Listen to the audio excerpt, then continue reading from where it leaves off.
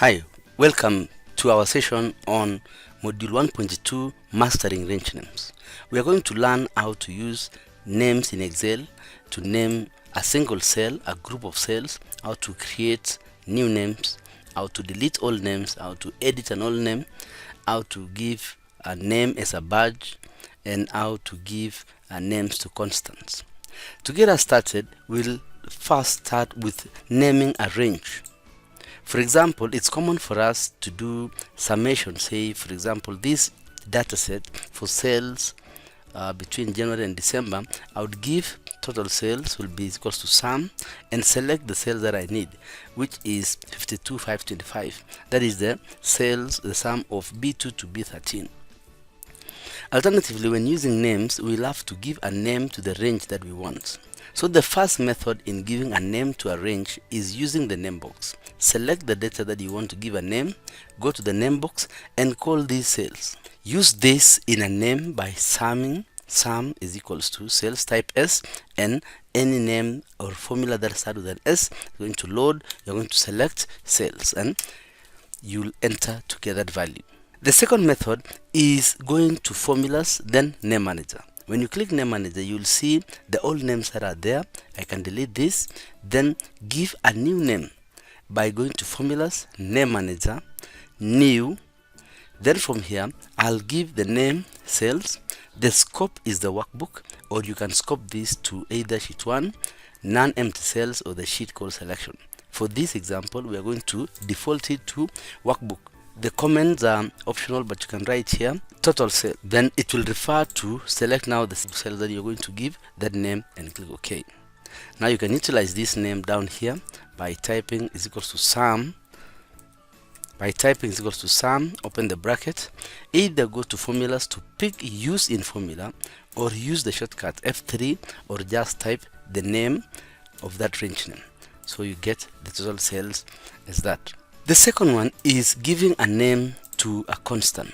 For example, we would like to pay commissions based on a percentage of 10%. I put the 10% on cell H1 and give this a name. I'm going to call these commissions and press enter. You can also go to formulas and define name manager, or go to define name here to give a name to the same cell. Now calculate the commissions. Since we have a name already, we'll just type is equals to sales for January times commissions. Then I'll select these commissions and press tab and enter. Now I'll copy this downwards, and whenever this changes, for example, if the commission rate changes to 20%, you can see my total commissions are going to change. The next example is using names in formulas. We can use names to count, say, the number of blank cells here. So for this case, I'm going to give a name to a formula that will count this. If I was not using a name, I would type is equals to count, for example, count blank in these cells, like that. Then I'll say minus 1 to get. That's what will tell me the number of cells are 8 that are non-empty. I can instead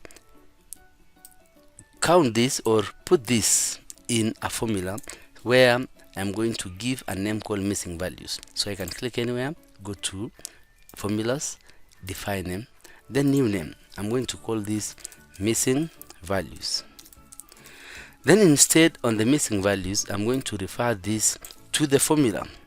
So it will be is equals to count blank, that is count A, then select the cells that I want, like that, then minus 1 and close the bracket and click OK.